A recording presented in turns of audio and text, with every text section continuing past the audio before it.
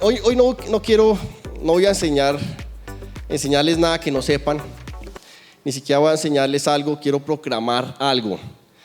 Y yo quiero que me acompañen, quiero arrancar en Juan 18:33 y voy a leerlo en la TLA. Juan 18:33. Y como decía mi esposa, si alguien necesita Biblia, pues ahí tenemos algunas Biblias y puede tomar alguna. Y las que están creo que son Nueva Traducción Viviente. Y no importa la versión que tenga, acompáñeme ahí en la lectura. Juan 18, el versículo 33. Cuando llegue ahí diga amén.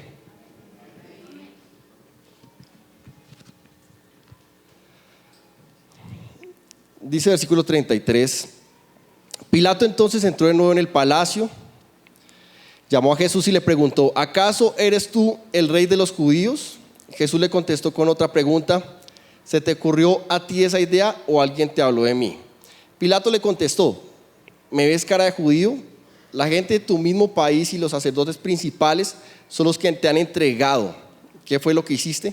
Jesús respondió: yo no soy como los reyes de este mundo. Si lo fuera, mis ayudantes habrían luchado para que yo no fuera entregado. Y no se refería a los discípulos, sino a ángeles que no dejarían que él fuera entregado, a los jefes de los judíos. Entonces, si eres rey, replicó Pilato. Y Jesús contestó: si tú lo dices. Yo por mi parte vine al mundo para hablar acerca de la verdad, y todos los que conocen y dicen la verdad me escuchan. ¿Y qué es la verdad?, preguntó Pilato. Después de decir esto, Pilato regresó donde estaba la gente y le dijo: no encuentro ninguna razón para castigar a este hombre. Ustedes tienen la costumbre de que yo libere a un preso durante la Pascua. ¿Quieren que deje libre al rey de los judíos? Hace algún tiempo Pilato había arrestado a un bandido llamado Barrabás. Por eso cuando Pilato preguntó si querían que soltara al rey de los judíos, algunos de ellos gritaron: no, a ese no, deja libre a Barrabás. Entonces Pilato ordenó a que se le dieran azotes a Jesús. Luego los soldados romanos hicieron una corona de espinas y se las pusieron a Jesús. También le pusieron un manto de color rojo oscuro y acercándose le dijeron: viva el rey de los judíos, y lo golpeaban en la cara. Pilato volvió a salir y dijo a la gente: escuchen, ordené que traigan a Jesús de nuevo. Yo no creo que sea culpable de nada malo. Cuando sacaron a Jesús, llevaba puesta la corona de espinas y vestía el manto rojo. Y Pilato dijo: aquí está el hombre. Cuando los jefes de los sacerdotes y los guardias del templo vieron a Jesús, comenzaron a gritar: clávalo en una cruz, clávalo en una cruz. Pilato dijo: yo no creo que sea culpable de nada, así que llévenselo y clávenlo en la cruz ustedes mismos. La gente respondió: de acuerdo a nuestra ley, este hombre tiene que morir porque dice ser el Hijo de Dios. Cuando Pilato oyó que decían, sintió más miedo y volvió a entrar en el palacio y llamó a Jesús y le preguntó: ¿de dónde eres? Pero Jesús no le contestó. Entonces Pilato dijo: ¿no me vas a contestar? ¿Acaso no sabes que tengo poder para mandar a que te dejen libre o para que mueras clavado en la cruz? Jesús le respondió: no tendrías ningún poder sobre mí si Dios no te lo hubiera dado. El hombre que me entregó es más culpable de pecado que tú. A partir de este momento Pilato buscó la manera de dejar libre a Jesús, pero la gente gritó: si dejas libre a este hombre, no eres amigo del emperador romano. Cualquiera que quiera hacerse rey es enemigo del emperador. Al oír esto, Pilato mandó que sacaran a Jesús del palacio. Luego se sentó en el asiento del tribunal en el lugar llamado Gábata, que en hebreo significa el empedrado. Faltaba un día para la fiesta de la Pascua y eran como las 12 del día. Entonces Pilato dijo a los judíos: aquí tienen a su rey. Pero la gente gritó: clávalo en una cruz, clávalo en una cruz. Pilato les preguntó: ¿de veras quieren que mate a su rey? Los sacerdotes principales respondieron: nosotros no tenemos más rey que el emperador de Roma. Entonces Pilato les entregó a Jesús para que lo mataran en la cruz y ellos se lo llevaron. Amén. Ore conmigo. Dios, gracias te damos en esta mañana. Gracias por tu palabra. Gracias, Dios, porque tú estás en este lugar. Tu palabra dice que tú habitas entre las alabanzas de tu pueblo, donde uno o dos están reunidos en tu nombre. Tú estás en medio de ellos, así que gracias por tu presencia en esta mañana. te glorificamos y te damos toda la gloria a ti. Yo pido que tú seas exaltado en este momento por medio de tu palabra, que tú confirmes tu palabra. Como decía Pablo, que no sea una predicación con palabras persuasivas de humanos conocimientos, sino que sea con demostración del Espíritu y de poder, que tú confirmes tu palabra a nuestro espíritu, que tú abras nuestros ojos del entendimiento, que podamos entender lo que tú tienes para nosotros hoy. Habla a nuestros corazones y que sea glorificado Jesucristo. En el nombre tuyo lo pedimos, amén y amén. Bueno, me leí varios versículos ahí, casi sigo leyendo la historia, que ya llegará la resurrección, pero bueno, dejémoslo ahí. Pero es tremendo ver esto. Yo quiero hoy hablar, yo ni siquiera sé cómo ponerle el título a esto. Dejémoslo así si está tomando apuntes. Cuando Pilato conoció el verdadero rey.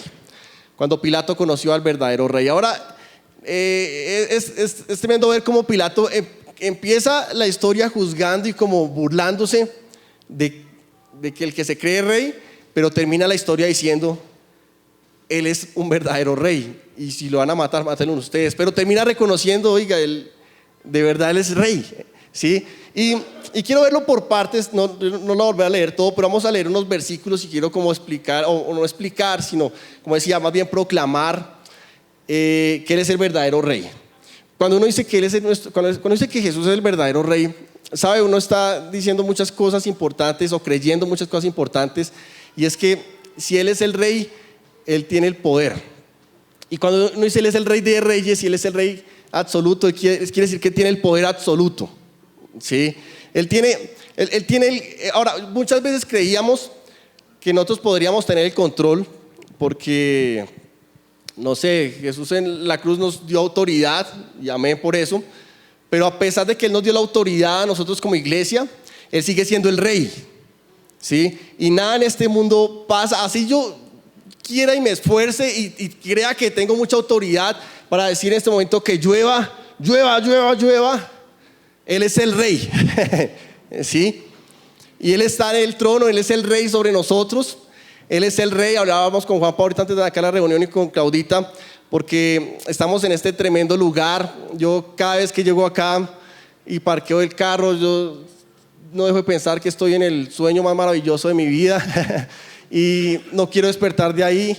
Y el dueño no nos ha llamado, el dueño no nos ha dicho nada. Yo a veces pienso, ¿será que nos regaló esto? ¿Qué pasó? ¿Cuántos dicen amén? Sí, es un sueño, bueno. Para los que no saben, comprar este lugar vale, ¿cuánto es? 12 mil millones. Comprarlo, ahí estoy ahorrando. Voy poco a poco. 12 mil millones, ni siquiera entiendo cuánto es en mi cabeza. Llego a 1 millón y es ahorrar mucho. 1.000 millones, como que eso es algo, un sueño. 12 mil millones es algo que no me cabe la cifra todavía, cuántos días ahorrando las onces. Pero pensaba en algo, y cuando uno dice que Dios es el rey, el mismo que nos puso acá fue el rey, y el que nos permite estar acá cada domingo es el rey, donde ni siquiera como iglesia tenemos el presupuesto para pagar el arriendo de este lugar, que los que no saben, el arriendo vale 22 millones de pesos el año pasado, le subieron mensual, y la verdad no tenemos la plata para pagar este arriendo y estamos acá porque hay un rey que manda sobre los corazones de justos aún de injustos, ¿sí? El rey que es soberano, incluso para mover el corazón de su jefe, el corazón de muchas personas a favor nuestro, si Él así lo desea. Él es el rey, y cuando uno entiende que Él es el rey, uno solamente sujeta su posición a su voluntad. Dios, tú eres el rey de mi vida. Uno quisiera tomar el control, y cuál difícil es soltar el control. Si usted sabe manejar o su papá le enseñó a manejar. ¿Cuánto su papá le enseñó a manejar? ¿Sí? No le pena, levante la mano. Sí, a mí también, mi papá me enseñó. Sí, el papá. ¿Y quedaron traumatizados? Un poco, ¿cierto? Sí, es difícil. Sí, Paula quedó traumatizada, sí, no, yo entiendo. Y uno puede, y yo conozco a Joffrey, y él es muy buena gente, pero no me imagino en esa cena. Si ustedes conocen a mi papá estos 8 días, él es muy buena persona, aunque cuando él habla da un poco de miedo.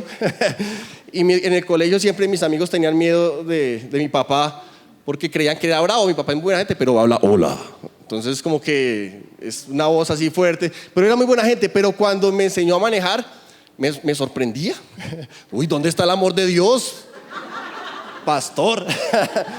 Porque en serio uno quiere tener el control. Es más fácil para uno manejar y saber que yo soy el que tengo el manubrio, tengo el freno, pero cuando se lo doy a mi hijo o a otra persona, y uno está como que, mi esposa, yo le estaba, pues tal vez no enseñando, le estaba dejando que practicara un poco, y en varias ocasiones, una vez estábamos para Tolima, menos mal era en Armero, donde ya está todo desértico y no hay peligro, ya casi todos están allá enterrados, pero hay todavía gente que camina por encima, hay que tener cuidado. Pero dije, bueno, es un buen lugar para que aprenda. y estábamos llegando donde la niña, ¿cómo se llama? Omaira. Y estábamos dando el recorrido y Andrea lleva el carro y yo, bueno, parqué ahí, amor, era como un pasto ahí. Y yo, amor, ya, frena, ya, amor, ya. Bueno, es otra manera de parquear, porque si uno quiere que quede como enterrado en el pasto, así mirando, como sintiendo la tragedia, estuvo bien. y uno quisiera tener el control de todo. Mi papá cuando me enseñaba a manejar, tenía el freno de mano por si las moscas, y estaba ahí. En otra ocasión mi esposa estaba también ahí llegando a la casa, iba despacito, ¿sí? Volteó la esquina, iba un niño, y ella como que, amor, digo, este niño no se quita, y yo, pues sí, amor. Y yo, pero pues frena, pero amor, este niño no se quita. Yo, pero amor, frena el niño. Ella no quería frenar porque se le apagaba el carro. Prefería arrollar el niño, pues. Pero a mí el carro no se me apaga. No se me apaga. Y ella, por eso casi no le dejo manejar. Si hay niños por ahí, ella prefiere que no se le apague el carro. Pero uno quiere tener control. Yo quisiera tener control de tantas cosas en la vida, de lo que va a pasar, de lo que va a suceder, del trabajo, de las cosas, de tantas cosas que uno quisiera. Yo quiero que esto pase, que esto suceda así y que sea como uno dice. No, pero no es así, bíblicamente no es así. Dice en Apocalipsis 1:18, creo, dice, Jesucristo tomó las llaves y Él tiene las llaves y todo poder. Ahora, o sea que cuando Él tiene las llaves y Él tiene el poder, Él tiene las llaves del carro, del auto, ¿sabe? Yo, aunque Él a veces me hace sentir que estoy conduciendo, Él es el que tiene el poder, el que tiene la autoridad, y todo lo que va a pasar en la vida está sometido a la autoridad de Él, ¿sí? Dice, es el que hace que llueva sobre justos e injustos, es el que hace que salga el sol sobre justos e injustos. O sea que Él es un Dios con autoridad, Él es un verdadero rey. Él no es un rey falso, Él es un verdadero rey. Y comienza esta historia en Juan 18:33, y voy a leer este primer versículo otra vez. Entonces Pilato volvió a entrar la Reina Valera dice pretorio, que es el palacio, y llamó a Jesús y le dijo, ¿eres tú el rey de los judíos? Ahora cuando él comienza hablando, lo está haciendo en burla, porque él sabe que no es un rey. Ahora cuando Jesús llega ante Pilato, llega golpeado, llevaba ya varias horas donde lo habían golpeado, donde moreteado, llega ya con cara de golpes, y le dice, ¿eres tú el rey? Lógicamente era una pregunta en forma de burla, pero al mismo tiempo él quería ver si era verdad lo que decían, que él se estaba proclamando rey, porque eso era delicado. Incluso yo quiero leer Mateo 22:15. ¿Por qué Pilato dice esto? Mateo 22:15, acompáñeme ahí si tiene su Biblia.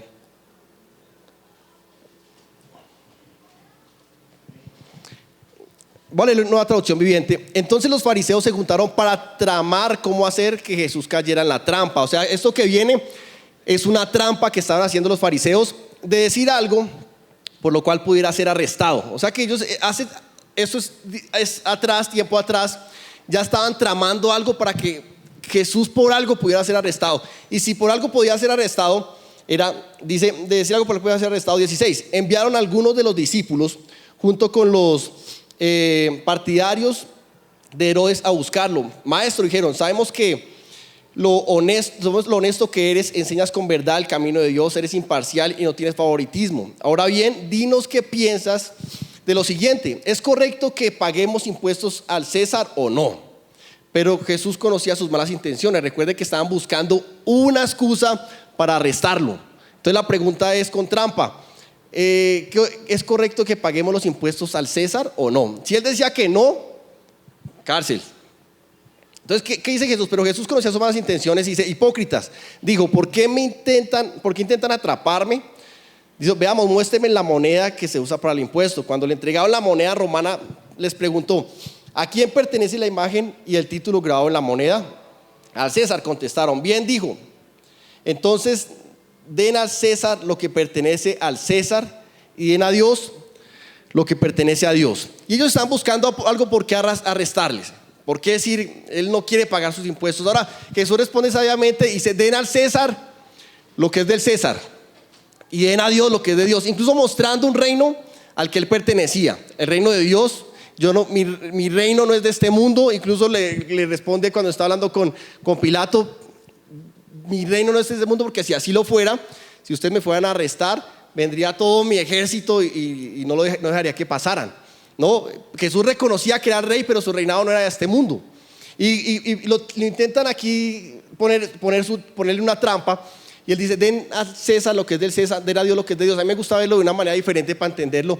Hay cosas que son del César, hay cosas que son de un gobierno natural y hay cosas que son de Dios.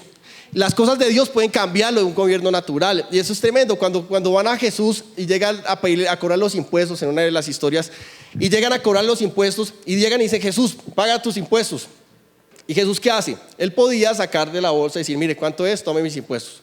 Pero ¿sabe qué hace él? Él dice: Pedro, vaya y pesque. Y cuando pesque, el primer pez que sáquelo, ábralo, y ahí está para pagar mi impuesto y el suyo. Ahora, el reino de Dios, incluso, y Pedro lo hace, pesca. Yo me imagino, bueno, me dice: vaya y un pescado. Yo: ¿en serio? Y lo abro y sí, estaba para pagar el impuesto de Jesús y estaba para pagar mi impuesto. El reino de Dios, lo que pertenece a Dios es la provisión. Y la provisión va a cubrir incluso lo que es del César. Él podía haber dicho: yo puedo sacar de acá porque yo tengo el control. Yo tengo el control de lo que yo tengo. ¿Y cuánto es? ¿Cuánto es, mijo? Pero él dice: no, porque esto es del César. Yo, ¿qué es de Dios? Vaya y pesque, la provisión es de Dios. Dios es el que provee. Por eso, a pesar de que suba la gasolina, de que pasen muchas cosas en esta vida, no suban, Dios es el rey, y las cosas de Dios pueden cambiar las cosas que son del César. Las cosas de Dios es que Él es mi proveedor. Las cosas de Dios es que Él es mi pastor. Las cosas de Dios es que Él es mi sanador.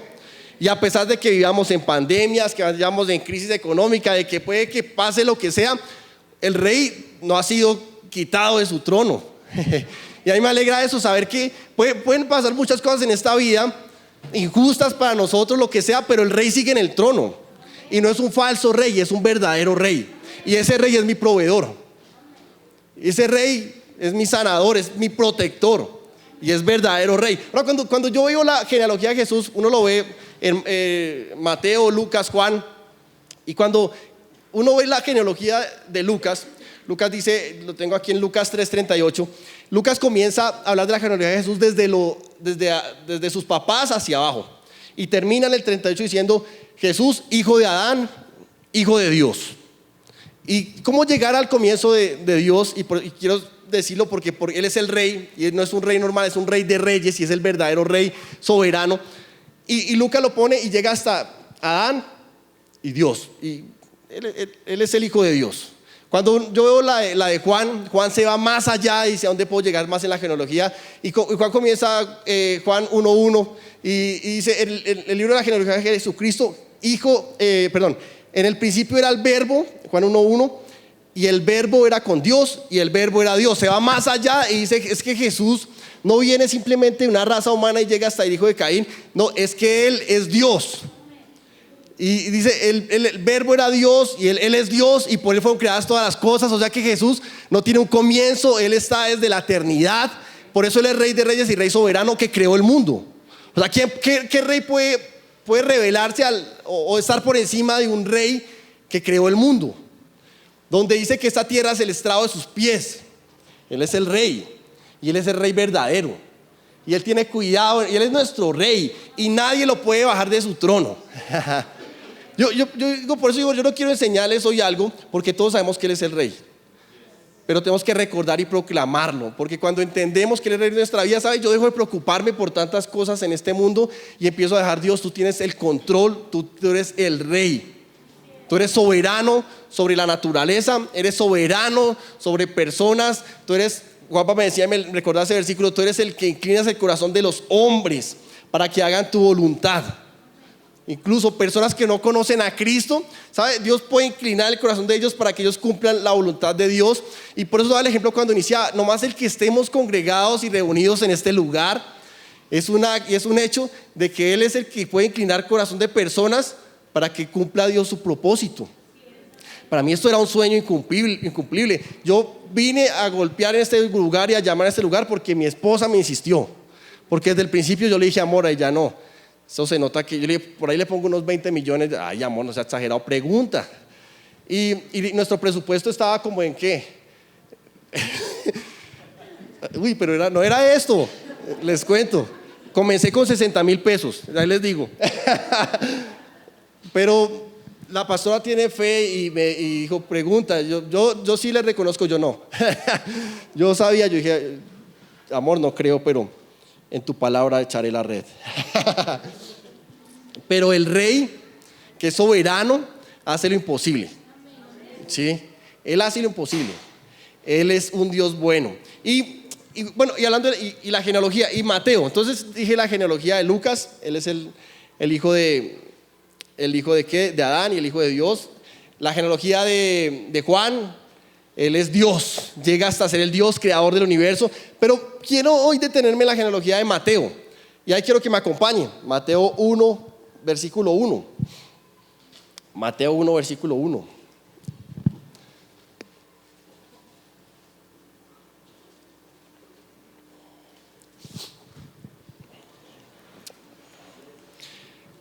Mateo 1, 1. El libro de la genealogía de Jesucristo comienza.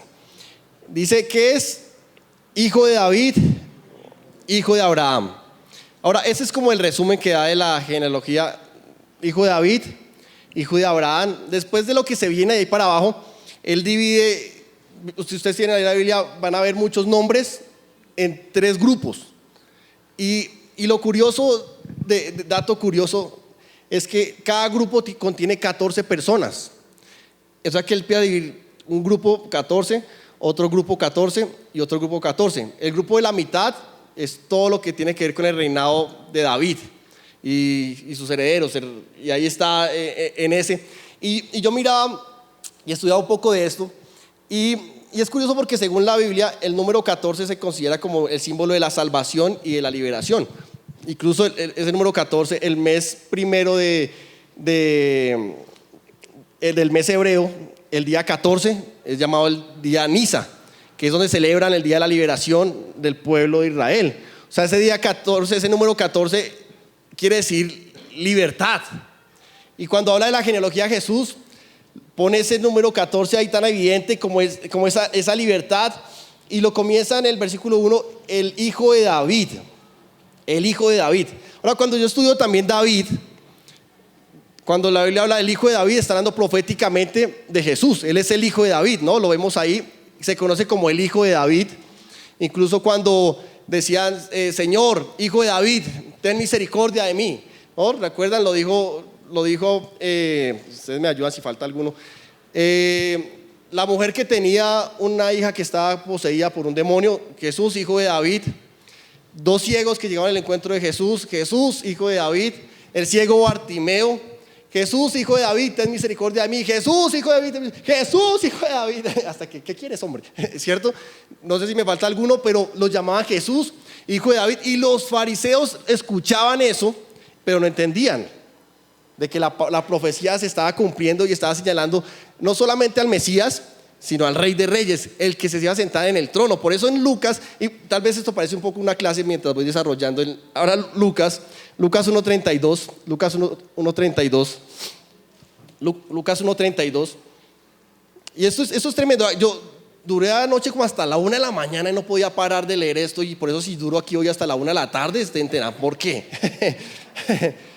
Y mi esposa sabe que cuando yo me encarnizo con algo yo no puedo parar, y yo wow, y sigo. Y Lucas 1.32 dice, este será grande, hablando de Jesús, y será llamado Hijo del Altísimo, y el Señor Dios le dará su trono de David su padre, ¿no? Entonces la profecía lleva a que Jesús iba a tomar el trono de David, y cuando habla de eso está hablando de que Él es un rey.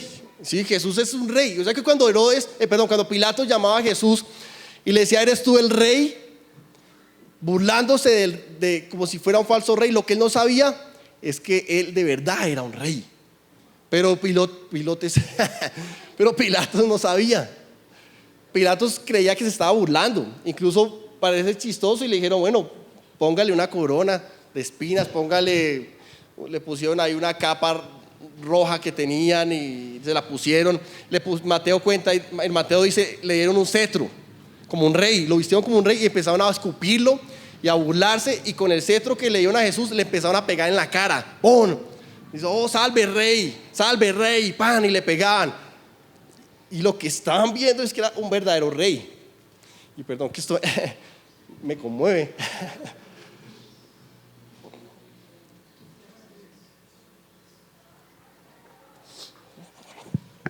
Gracias, Jesús. Y lo que no saben es que era un verdadero rey, y se burlaban como si fuera un rey falso, pero era el verdadero rey, más rey que cualquiera que hayan visto. Yo creo que fue la vez, por eso yo lo titulaba, la vez en que Pilato conoció un verdadero rey de frente. Y era el rey de reyes y señor de señores. Y cuando uno piensa el trono de David, y uno ve a David, y David es sombra de lo que es Jesús. Y yo miraba la historia de Goliat, y cuando Goliat está retando al pueblo de Israel, lleva 40 días y 40 noches diciendo, ¿quién pelea contra mí? Y los está humillando, y todo el pueblo está asustado. Ni el rey de Israel ni los mejores soldados se atreven a pelear contra este gigante Goliat, que medía, creo que 9 pies, .9 centímetros. No, es 9 pies con 9 pulgadas, algo así es. Más o menos. Y era un hombre gigante y nadie quería enfrentarse hacia él. Y llega David. ¿Y sabe por qué llega David? Yo creo que usted lo va, pero en comparación con Jesús, David, ¿por qué llega a enfrentarse contra este gigante? Porque su padre lo envió. Y David llega allá. Goliat se empieza a burlar de David, ¿no? Igual que Pilato y que todos se burlaban de Dios. Los judíos no vieron en David un rey. Y cuando vieron que era David el que se iba a enfrentar contra Goliat, era el más pequeño, no era uno de los guerreros, ni siquiera podía ponerse una armadura, y lo ponen contra el gigante. Ni los mismos judíos creían ni se iban a imaginar que el que estaban viendo ahí frente a ese gigante iba a ser el rey. Y de ese rey se iba a hablar que el que heredaba su trono iba a ser el rey de reyes y el Mesías que iba a venir. ¿Quién iba a creerlo? Era David. Tenía como 16 años, era pequeño, estaba todo flaco, no comía mucho y estaba ahí intentando pelear contra un gigante.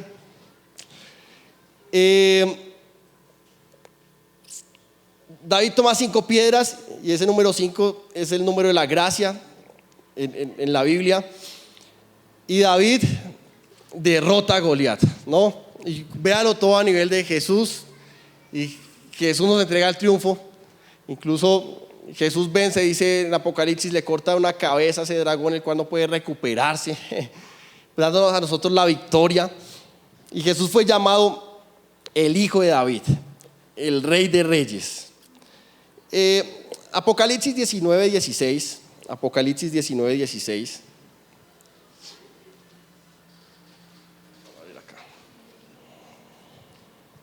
Este versículo es uno de mis favoritos. Hay muchos en la Biblia, pero ese es uno de los que me gusta citar. Apocalipsis 19:16. Subráyelo ahí. Dice, en su muslo tiene escrito, ¿quién es Jesús? En su muslo tiene escrito este nombre: el Rey de Reyes y Señor de Señores. El Rey de Reyes y Señor de Señores. Esta imagen de Apocalipsis, Jesús va en su caballo, y cuando se baja de su caballo blanco, la abertura, se le ve su muslo, y en el muslo tiene escrito, no sé si es un tatuaje o qué será, o es temporal o le salió ahí, pero en su muslo tiene escrito: Rey de Reyes y Señor de Señores. Rey de Reyes y Señor de Señores. Es el Rey de Reyes. Y volvemos a Juan, donde estamos en la historia. Juan 18. Y hoy tenga separado ese Juan porque voy a estar volviendo a Juan. Juan 18, leamos el versículo 33. Juan 18, 33.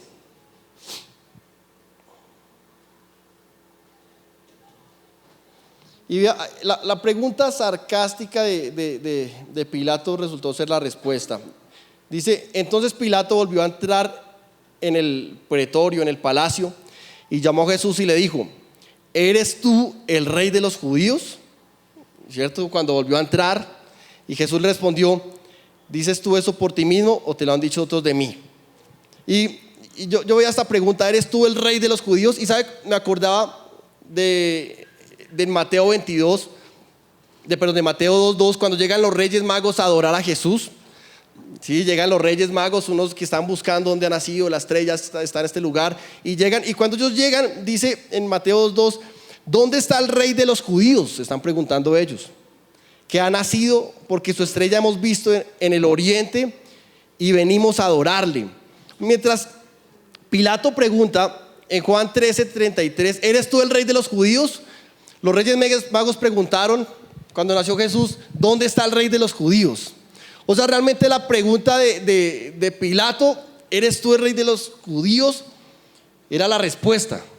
Él es el rey de los judíos. ¿Lo dices tú mismo? ¿Ya tuviste revelación? Le dice Jesús, ¿lo dices por ti mismo? ¿O te lo dicen porque te lo contaron? Ahora, la pregunta es para todos. Ustedes creen que Él es el rey, pero ustedes lo dicen porque lo creen, o porque se lo contaron, o porque escuchan Él es el rey, o porque realmente creemos que Él es el rey. Porque cuando yo creo que Él es el rey, cambia todo en mi vida. Él es el rey absoluto de mi vida. Cuando uno dice, bueno, yo quiero recibir la salvación, el regalo de la salvación de Dios, dice entonces Romanos 9, dice, si confesares con tu boca que Jesús es el Señor y creyeres en tu corazón que Él resucitó de los muertos, serás salvo. Ahora, si confesares con tu boca que Él es el Señor, que Él es el Rey, y usted cree con su corazón, ¿sí? Yo digo, creer que Él es mi Señor quiere decir que yo ya no me mando solo. Yo me acuerdo que el año pasado hicimos una charla que duró como 3 domingos de morir a nosotros mismos. Qué difícil es morir a mí y tomar la cruz y seguirlo, morir a mis planes, morir a mis deseos y decir, Dios, tú sé el Señor de mi vida. Y este año comenzamos hablando de seguir a Jesús, que dice en Hebreos 12:1 y el 2, y dice que puestos los ojos en Jesús, estamos en la carrera, corramos la carrera, pero con los ojos puestos en Jesús. O sea que cuando yo estoy mirando a Jesús, estoy renunciando a mi meta por seguirlo a Él. Cuando Jesús le decía a Mateo, sígueme, era Mateo, tú ya no vas a ser más un recaudador de impuestos, ahora tú me sigues. ¿Y qué vamos a comer? Sígueme. Ya Mateo no está diciendo, listo, mis planes son estos y estos. No, ¿para dónde vamos hoy, Jesús? Llama a Pedro, llama a todos, y todos, ahora su plan no era lo que ellos querían hacer. Ya su sueño no era, quiero ser el mejor pescador. Jesús dijo, ya ustedes no serán pescadores de hombres, no serán pescadores de peces, serán pescadores de hombres.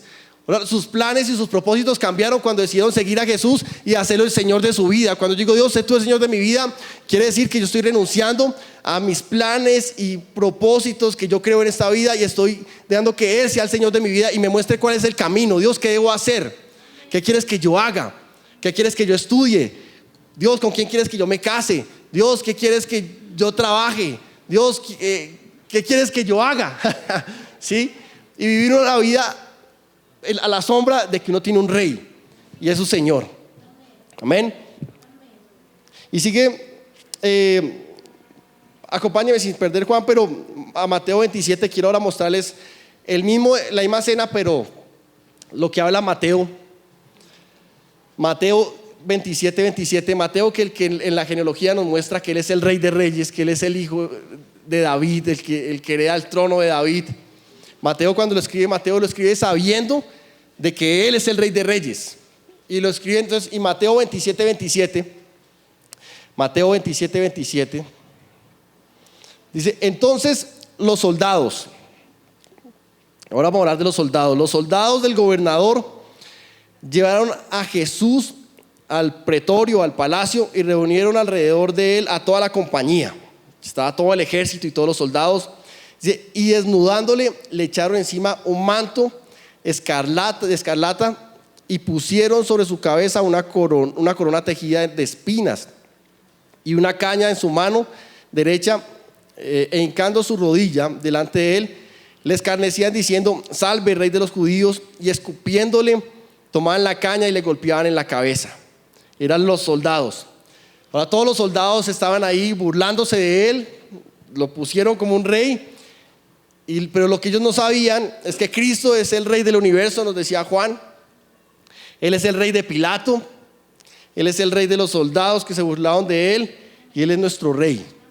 Aunque ellos no lo supieran, ellos estaban haciendo la voluntad de Dios, ¿sí? Era necesario que se cumpliera la escritura. Repartieron sus vestidos, era necesario que se cumpliera, y aunque ellos creían que se estaban burlando de Jesús, estaban haciendo todo lo que Dios, lo que nuestro rey quería que hicieran. Y mientras se burlaban del rey, sí, Él es el rey. Él es el rey. Y yo recuerdo una vez, yo estaba trabajando en Buenos Aires, yo estaba trabajando para Hilson, y en ese tiempo yo era el coordinador como toda la parte de sonido, y Hilson es una iglesia muy grande, de muchas personas. A mí me gustaba estar allá trabajando porque se convertían yo veía en una reunión, 100 personas aceptaban a Jesús, y tenían 5 reuniones, y yo veía, y eran como que entonces en un día 500 personas estaban llegando a Cristo, y decía: wow, ¿qué es esto? Tremendo, y la excelencia y todo, muy chévere. Yo era el encargado de toda la parte de sonido, aunque yo no pertenecía a la iglesia de Hilson, la empresa que alquilaba el sonido, yo era representante de la empresa y era el encargado de todo el sonido, aunque ni siquiera manejaba el sonido de Hilson, eran otros ingenieros de Hilson. Yo estaba por encima de ellos porque el sonido que ellos manejaban era de mi empresa, yo era el representante de la empresa, yo era el rey. En otras palabras, humildemente. Pero ellos no lo sabían. Y cuando yo empecé a intentar a llegar y yo entraba, la primera vez no me querían dejar entrar ni siquiera, porque el evento era de Hilson, y yo: sí, pero es que yo soy el que y no me querían dejar entrar, ¿sí? Y bien, usted no sabe quién soy yo. Y menos mal mi jefe entonces me daba una escarapela y la puse, y con esa escarapela, cuando yo ya tenía puesta, no sé si decía Rey de Reyes, algo así. Mentiras, pero yo podía entrar donde quería, incluso podía entrar a lugares donde no podían entrar ni las propias personas de Hilson. Yo podía estar en la última parte del teatro y estar allá arriba donde nadie podía entrar, ningún mortal. Yo con mi carnet. ¿Y a qué voy? Cuando uno no sabe, ni siquiera Pilato sabía a quién estaba hablando, ni siquiera los soldados sabían el que estaba delante de ellos, pero el que estaba delante de ellos era el rey, el verdadero rey. Y aunque se burlaban y se mofaban como si fuera el supuesto rey, era el supuesto rey, el único rey, el rey de reyes, ¿sí? Y aunque se burlaban de él, es el rey del universo, el rey de Pilato, el rey de los soldados. Él es su rey y él es mi rey. Amén. Amén. Y volvamos a Juan 19. Ya estoy casi llegando al final. Juan 19, 11. Sí, Juan 19, 11. Y esa parte, entró otra vez en el pretorio, otra vez Pilato, salía, entraba, no sabía qué hacer, pobre hombre, pero cada vez que entraba y salía tenía más revelación. Pero esta vez entró otra vez en el pretorio, en el palacio, y le dijo a Jesús: ¿de dónde eres tú? Mas Jesús no le dio respuesta. En la TLA creo que dice, mas Jesús no le hablaba. O sea, empezó ahora Pilato a preguntarle, y Jesús estaba callado y no le respondía. Y dice, entonces le dijo Pilato: ¿a mí no me hablas? ¿No sabes que tengo autoridad para crucificarte y que tengo autoridad para soltarte? Porque él creía que tenía autoridad, pero nadie puede tener autoridad por encima del rey. Ahora Pilato cree que tiene autoridad. Jesús no quiere hablar. Déjeme aquí calladito. Y empieza Pilato a hacer las preguntas. Pero cuando Pilato le dice: es que usted no sabe que yo tengo autoridad para dejarlo vivir o para quitarle la vida, Jesús, hey, un momento. Y le responde, ninguna autoridad tendrías contra mí si no fuese dada por Dios. Ninguna autoridad tienes contra mí, porque Él es el rey. Pilato creía que tenía autoridad. Yo tengo la autoridad para dejarlo vivir o para matarlo. No, es que a Jesús no lo mataron, y es que a Jesús no lo asesinaron, y es que a Jesús no lo atraparon. Jesús dio su vida, porque nadie tiene autoridad para quitar su vida o para dejarlo vivir o para que si no lo crucifiquen. No, Él es el Rey de Reyes y Él escogió dar su vida en una cruz.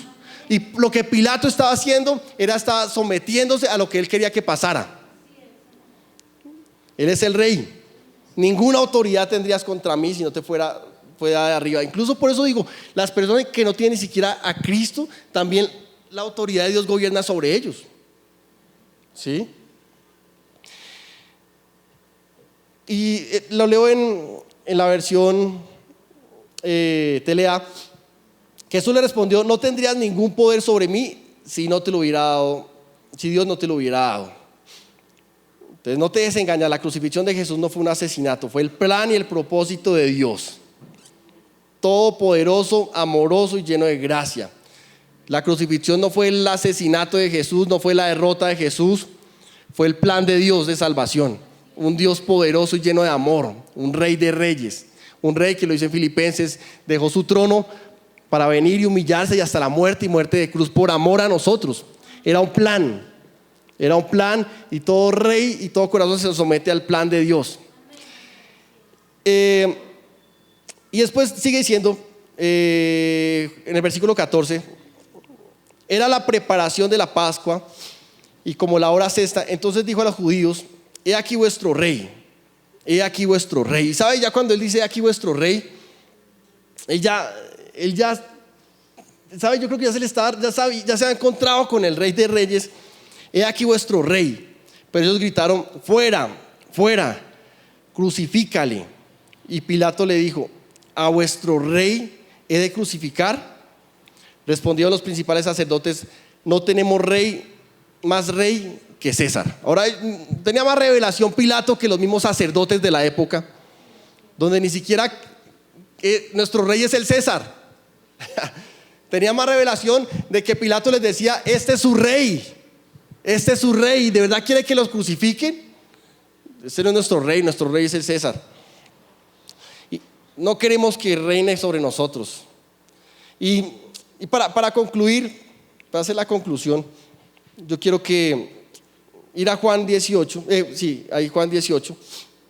Y hay una parte de la historia que la dejé para el final, aunque pasa entre toda esta historia. Si usted ha seguido la lectura conmigo, se ha dado cuenta que fuimos 18, fuimos al 19 y vuelvo otra vez como a la mitad de toda esta historia que leí. Juan 18, 38. Y léalo ahí conmigo. Le dijo Pilato, ¿qué es la verdad?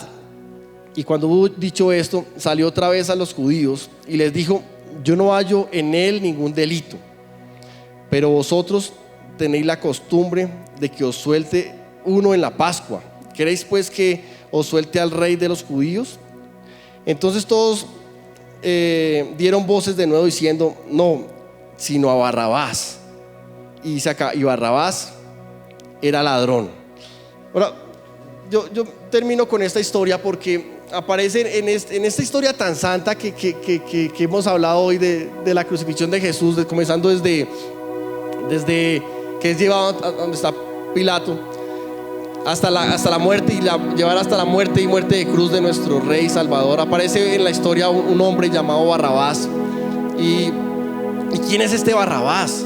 Yo nunca en la Biblia había escuchado nombrar a Barrabás y nunca más lo volveré a escuchar. Sale solo en este momento de la historia a Barrabás y sale diciendo Pilato, aquí está Barrabás y está Jesús. Y como es costumbre en esta época, soltaré a alguno de los dos para que quede libre. Los dos iban a morir en la cruz, pero como es costumbre va a liberar. No quiere que suelte a Jesús o que suelte a Barrabás.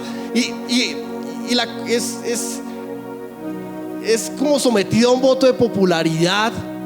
Aún es un poco injusto, es una blasfemia lo que está pasando. Porque ¿quién era Barrabás? Barrabás es un ladrón. Si Barrabás le van a dar cruz, es porque Barrabás se lo buscó, porque Barrabás era un asesino, porque tal vez Barrabás fue violador, porque Barrabás hizo cosas horribles en la vida, lo atraparon y le llevaron a la cárcel y él se lo merece. Pero al otro lado tiene a Jesús. ¿Y qué hizo Jesús? Sino sanar a los enfermos, dar vista a los ciegos, alimentar a la multitud, ayudar a las personas. ¿Qué hizo Jesús? Más que era el hijo de Dios, que en humildad, sin pecado alguno, estaba expuesto a una comparación y un voto de popularidad, donde ¿qué quiere que liberemos? Y me parece una blasfemia, porque este hombre sí se lo merece, pero Jesús es justo y es santo, y lo compara como a quien quiere que liberemos. ¿A quién quiere que liberemos? Y la gente empieza: libera a Barrabás, libera a Barrabás. Y yo creo que mientras Barrabás está en esa posición, Barrabás está sorprendido de cómo la gente lo ama. Barrabás, sí, liberen a Barrabás. Y mira a Jesús como que...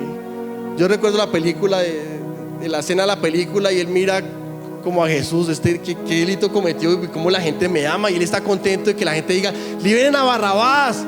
Y está Barrabás contento: me aman. Ahora, Barrabás cree que la gente lo liberó. Barrabás cree que Pilato lo liberó, pero lo que él no sabe es que el que estaba ahí, Jesús, fue el que lo liberó, porque era el rey, y él decidió tomar su lugar. La gente no escogió que él muriera, él se entregó.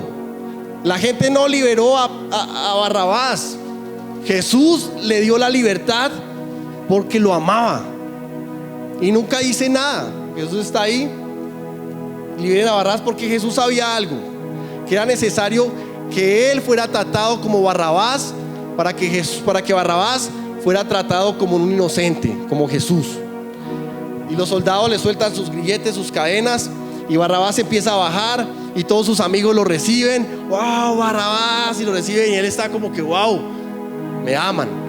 Pero lo que no sabe es que Dios lo ama, y que está siendo tratado como justo, porque el justo está siendo tratado como un pecador y como culpable. Eso es lo que se podría llamar como el evangelio de la sustitución. Ahora, cuando yo estudiaba la palabra, el nombre Barrabás viene de como de dos palabras: bar y Abba, que es Abba de padre. O sea, Barrabás significa hijo de padre. Y cuando veo a Barrabás que se llame hijo de padre, quiere decir que él está tomando el lugar de todos los hijos de padre que habemos acá. O sea que Barrabás soy yo, Barrabás es usted, que estamos ahí en un lugar de inocentes ahora, y el que está pagando el precio es el inocente Jesús por el pecado del otro. Y en la cruz, donde merecía estar Barrabás, va a estar Jesús, nuestro Salvador. ¿Por qué? Porque nos ama. No porque Pilato lo quiso así, porque no es el rey. El rey de reyes es Jesús. Amén. Por eso dice la Biblia: mientras aún éramos pecadores, Cristo murió por nosotros. Mientras aún éramos pecadores, Cristo murió por nosotros. Y finalizo con Apocalipsis 1:18. Dice: el que vivo y estuvo muerto, mas he aquí vivo por los siglos de los siglos, y que tengo las llaves de la muerte y del Hades. Jesús es un rey que nació entre animales, que murió entre ladrones y resucitó entre los muertos. Él es el Rey de Reyes. Es el Rey de Reyes. Póngase en pie.